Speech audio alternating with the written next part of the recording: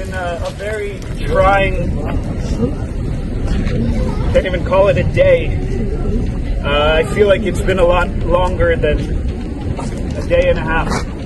I was earlier with about 250 people at the Lincoln Memorial as we were gathering many local Jewish college students and our allies and our chosen family. We were gathered together there, and sadly, as I spoke, there were people riding their bicycles behind us, spitting and yelling "Free Palestine" and "From the river to the sea." The people who dare chant that in a moment like this, in my mind, they too have the blood on their hands. Because the people who chant "From the river to the sea," the people who chant about the destruction of Israel, they have illuminated and empowered Hamas and the jihadists to openly do what they're doing. And just as so many of us have our phones out now, they too had their phones out. Today the videos are coming out of what is happening to the hostages. The young women and the elderly women being paraded naked through the streets of Gaza. The women being gang raped, having their genitals cut and people's hands dipping in them and parading with blood on their hands. That is barbarism. The little Israeli children are being beaten by Palestinian children, and they're filming this and sharing it on Telegram. What do we do when they are empowered to share their hate? What do we do when they are empowered to share their barbarism? And what are we doing here today, standing outside the embassy of Israel? I also ask, where was the security? How could this happen? How could something like this happen? Israel is known for having such a strong security, for having such brilliant intelligence.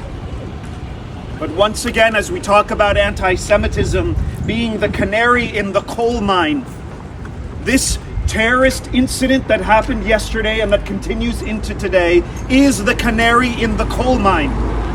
It happened there, it can happen here. We cannot wait for our military to defend us.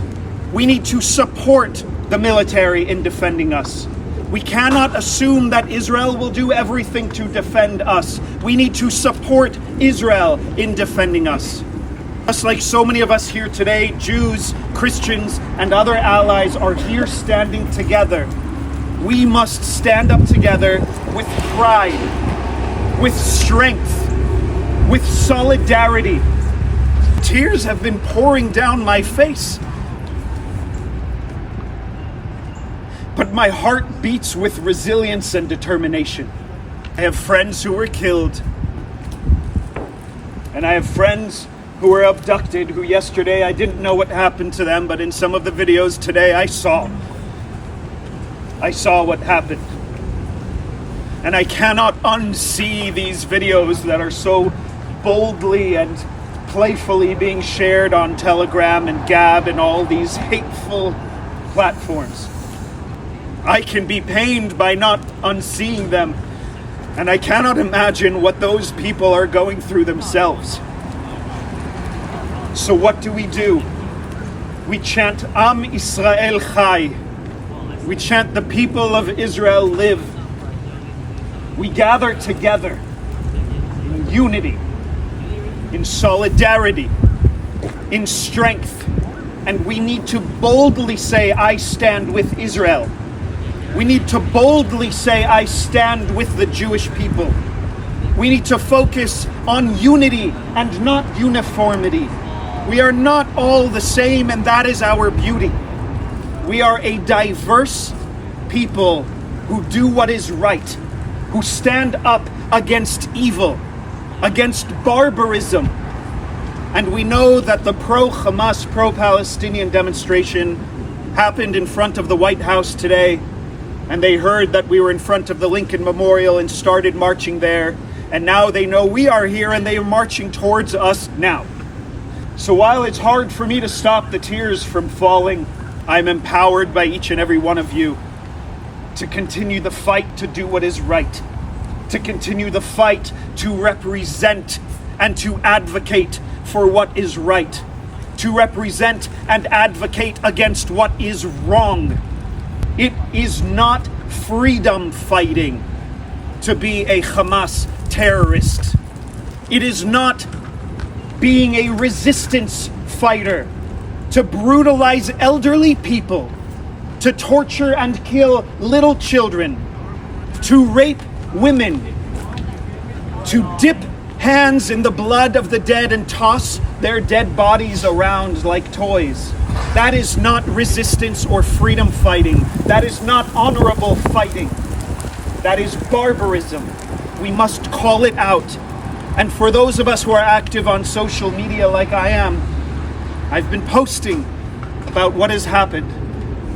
I've been sharing some of the videos that have been very difficult for me to share and see, but I don't know what else to do other than sharing what is happening, because we know that we are in an era of twisted narratives where people try to reframe what it means to be Israeli, what it means to be Jewish, what it means to be Zionist, what it means to support and be an ally to Jews, Israel, and Zionists.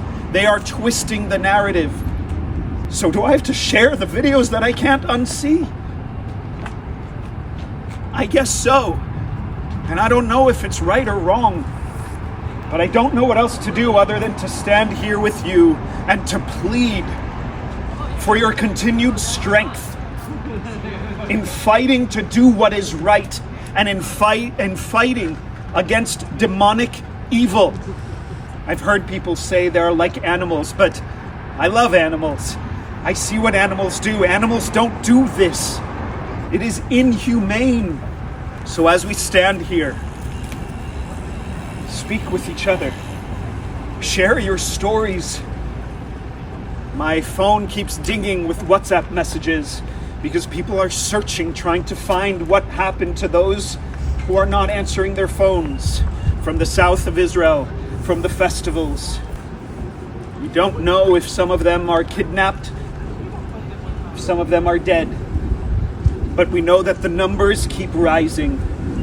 Over 700 people killed. That includes Israelis. It includes a group of missionaries that an acquaintance was leading as a tour. 17 of them abducted. It includes grandmothers. It includes little children. It includes parents whose children were ripped from their arms. Over 2,200 people are injured. Those are just the numbers we know. Over 400 of those 2,200 people in hospitals in Israel are said that are in such a bad state that they're likely to not survive. Over 100 people that we know have been abducted. People still don't know how many more. These are children, elderly people, students, tourists, foreign workers. These are people, these are our sisters, our brothers, our daughters, our sons, our colleagues, our friends. So again, do we share these videos? Do we talk about what happened? People speak about, where were you on 9/11? How did you feel the day after? I guess I can compare this to that. Desperately trying to find what happened and reaching out my arms, my heart, and my voice to my friends and family members who too have lost friends and dear ones. I filmed an entire documentary about water management a few years ago and how amazing the farmlands are in the south of Israel. I stayed in these communities and have had lasting friendships with these people. many of whom are now gone. While he was there doing his car report, and the ladder. I speak, but I don't even know what else to say. We must continue the fight to do what is right. Because it is in our darkest hours that we know who our true friends are. And it is in our darkest moments that we understand who the brave heroes are. It is those who get up, who stand up, who speak out, who take action.